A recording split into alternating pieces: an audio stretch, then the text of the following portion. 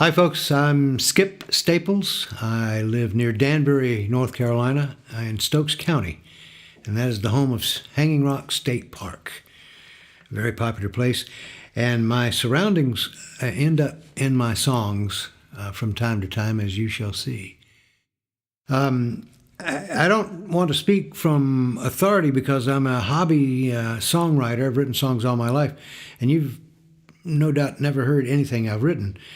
But I've learned some things along the way, and I'd like to share those with you because I suspect you are a songwriter too. And it may work for you, it may not, but as I said, it's not from a position of authority as a writer of a great American song. It's just things I've learned from personal experience. If they're valuable, great, let me know. If not, then find your own way. I think there's many ways to write songs as there are songwriters. But if you'd like to communicate with me about something, I'm at skip.staples@gmail.com, and I'm on Facebook. And I like to tell stories about how songs came to be, and I'll do that with each of these today. This song came about after I retired, but my wife was still working, and I was sitting in the backyard in the warm sunshine with my dogs thinking, man, this is just beautiful out here in the country. And I thought, well, maybe I'll write a song about it. But that didn't really excite me. It's kind of a boring song, at least for me. So I thought, well, let's tell somebody else's story. And I knew that my wife was coming home later that day, and that was exciting. But what if she wasn't coming home? And this is the song that resulted from that when I put myself in somebody else's shoes.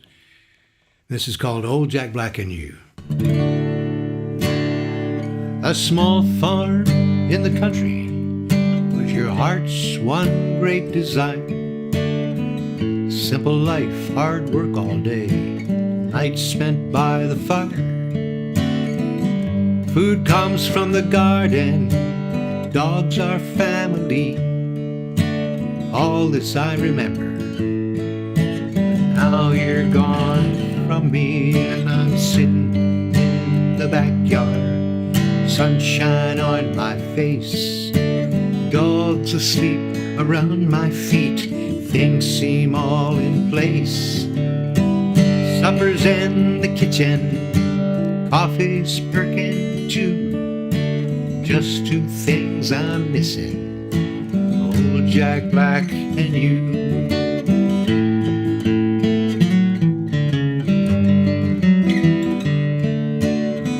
I still think I see you, I still don't know what to think. Jack is everywhere I look, saying why not have a drink. Why you chose to love me, I'll never understand.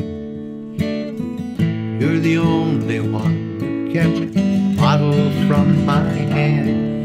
Now I'm sitting in the backyard, sunshine on my face, dogs asleep around my feet. Things seem all in place. Supper's in the kitchen, coffee's perking too. Just two things I'm missing, Old Jack Black and you. Just two things I'm missing, Old Jack Black and you.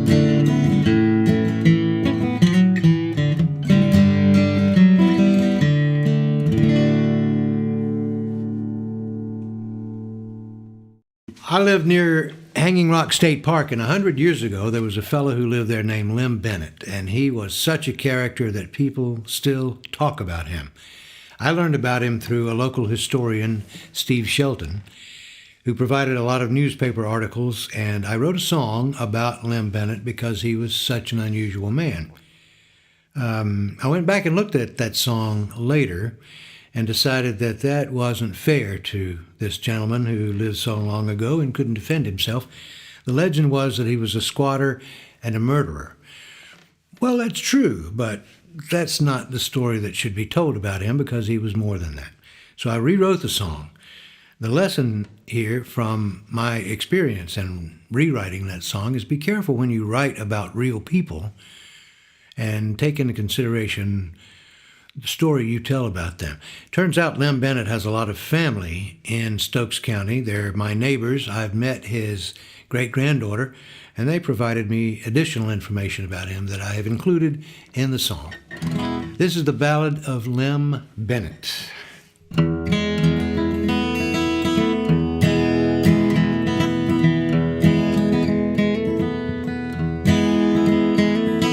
Bennet lived so long ago, there's no one left alive who knows the reasons why things happen like they did. But they all happen just the same. Now there's no one left to blame. And if there is, these mountains keep it hid. Lem Bennet loved Eliza. He stole her heart despite the cries her father made. He learned to his dread. Eliza was a child but bold. Lem Bennet was already old. His first wife was just a few days dead. Lem Bennet came from hardy stock. He built a farm on Hanging Rock, on mountain land he never really owned. Why couldn't people just leave him alone? Why couldn't people just leave him alone?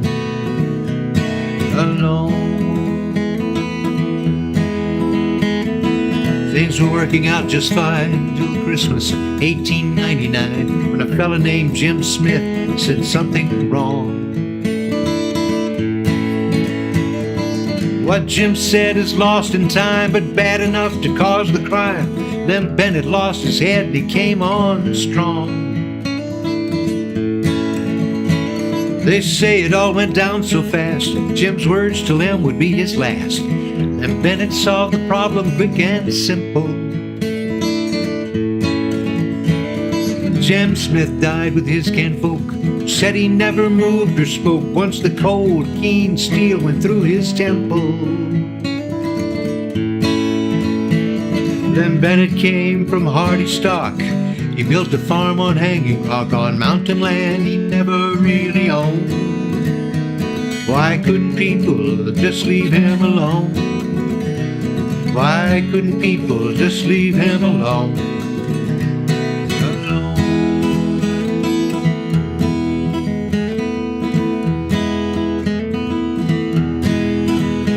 20 years in jail is what Lem got for killing Jim. That was a lot. Sometimes Lem went crazy in his cell. Eliza raised the kids alone. She ran the farm, crops were grown. Life was hard, there was no one to tell. Lem Bennet was released one day. He came back home where folks would say he sometimes brought rattlesnakes to town. We'll never know what Jim said. Lem Bennet knew, but he's long dead, and on that farm is where they laid him down. Lem Bennet came from hardy stock. He built a farm on Hanging Rock, on mountain land he never really owned. Why couldn't people just leave him alone? Why couldn't people just leave him alone? Alone.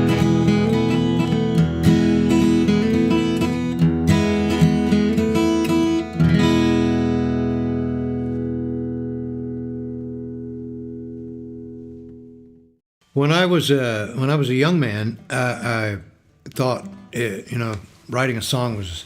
I still think writing a song is a magical process, but I thought every time you wrote a song, you should try and shoot for the moon and write the greatest American song that could ever be written. And that was a pretty tall objective I set for myself. As an older man, I've learned to just have fun with it and write songs sometimes just for me, songs that are just silly. As a matter of fact, I think songwriting contests should have categories for silly songs because I like them. And this is one of those. I actually wrote this sitting around the house thinking about how much of my time I wasted writing songs. So it's kind of a circular thing there. It's called I'm Good at Doing Nothing. It's just old standard chords, and it's just a silly song. I hope you like it.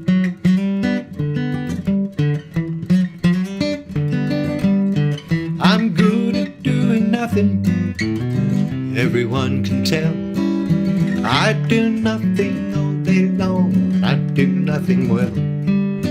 My life would be better if I did something sometime, but when I try to think of something, nothing comes to mind.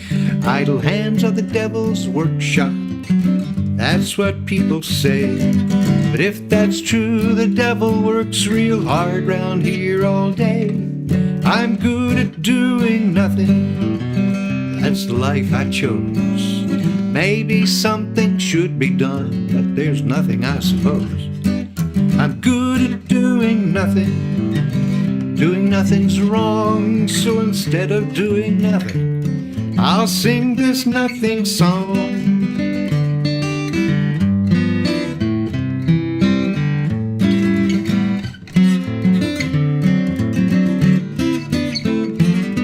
Oh, I accomplished nothing, it said nothing I improve. I do nothing all day long, some days I barely move.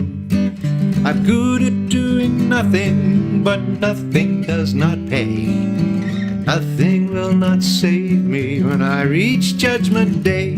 When St. Peter checks his ledger, when he finds my name, when he sees nothing written there, will nothing hide my shame. I'm good at doing nothing, that's the life I chose. Maybe something should be done, but there's nothing, I suppose. I'm good at doing nothing, but doing nothing's wrong. So instead of doing nothing, I'll sing this nothing song. Instead of doing nothing all day long, I'll sing this nothing song.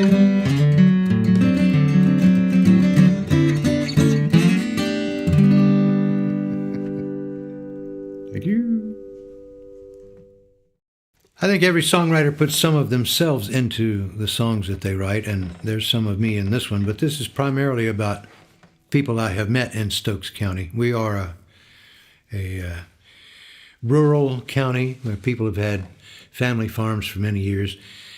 The children these days have moved away, so when the parents pass on or go on to assisted living or whatever happens to them, no one moves into the houses, and the houses quite often just fall down. It's a shame.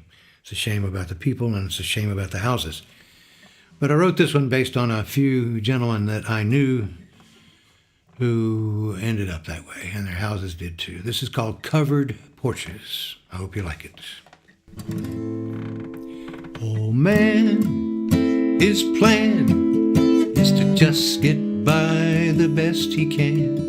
Gray old soul who still carries torches. Tired and troubled and out of sorts, frightened by the news reports, grateful for a home with covered porches. Sunset, not yet.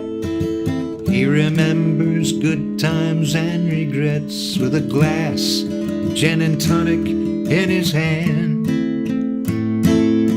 Just 2, well, maybe 5, but enough to make him feel alive. He knows how the story's going to end. He plays sad songs on his guitar, it's the only friend he's got. Tomorrow he might leave the house, but the truth is, probably not. His family was surprised by how fast he went downhill when the county called them with bad news from Lawsonville. Long nights, no lights, the empty house is closed up tight. No longer does it hear a human sound. Left alone it falls to waste. Vines grow up around the place and slowly pull it back into the ground. Years passed too fast. Empty houses never last. Lonely chimney covered porches always fall.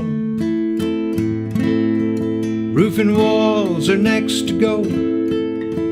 Soon passers-by won't even know an old gray soul once lived here at all. He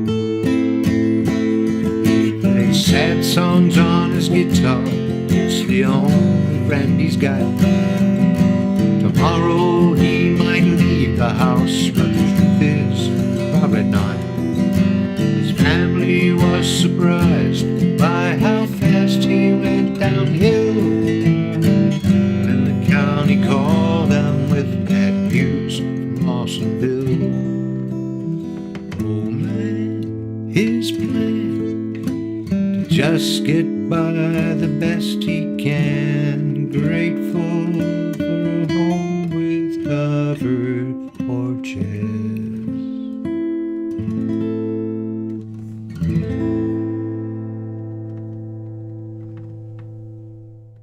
Well, songs come about in many different ways. I love to discuss how songs come about, the ideas for songs. And for me, it's a long, hard pull from the idea of a song to a finished song. Some people say a song comes to them complete somehow from beyond. That's never happened to me. Ideas come from places I don't understand, and that's part of the magic of songwriting. But sometimes you hear things that sound like they ought to be in a song, and it's important to write them down somehow. I've even sent emails to myself so I wouldn't forget them. But this is what happened on this particular occasion. This is my hound dog, Sophie. Now, she's not with us anymore. She has crossed the Rainbow Bridge many years ago. But she was quite a character, and I loved her dearly. We were out walking in our beautiful countryside one day many years ago, and we stopped to enjoy the view. And it just so happened that where we stopped was right beside where a cicada had landed, and we were still long enough for that cicada to forget we were there. That was a mistake, because it started making its cicada noise for about a half a second. And Sophie, with one swoop of her neck, said, chunk, chunk. And that she looked back up at me, and that cicada's wings were sticking out of the side of her mouth. And, the cicada had stopped, and Sophie just looked at me, and she said, oh, and the cicada was gone. And I wasn't sure what had happened. It was so quick, and I just said, Sophie ate a cicada. And I thought, hey, Sophie ate a cicada. That sounds pretty good. That sounds like a little Spanish name there. So there wasn't a song called Sophie Ate a Cicada at that time, but on the way home, there was one. And this is it. I hope you like it. My nieces and nephews say if there's anything I'll ever be remembered for in the years to come, it's because I wrote a song about my dog eating a bug. Sophie Ate a Cicada. I hope you like it.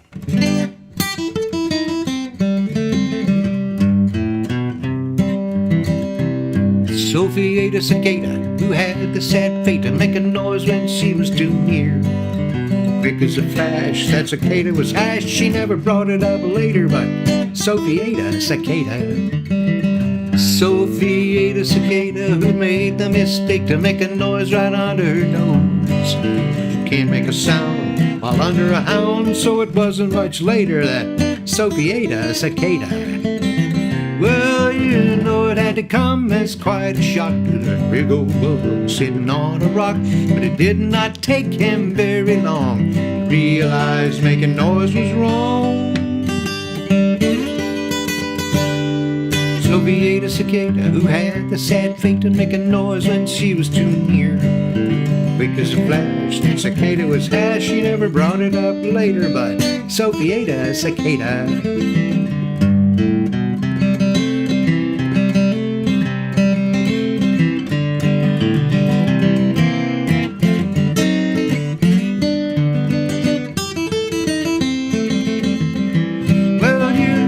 To come as quite a shock to that big old bug sitting on a rock.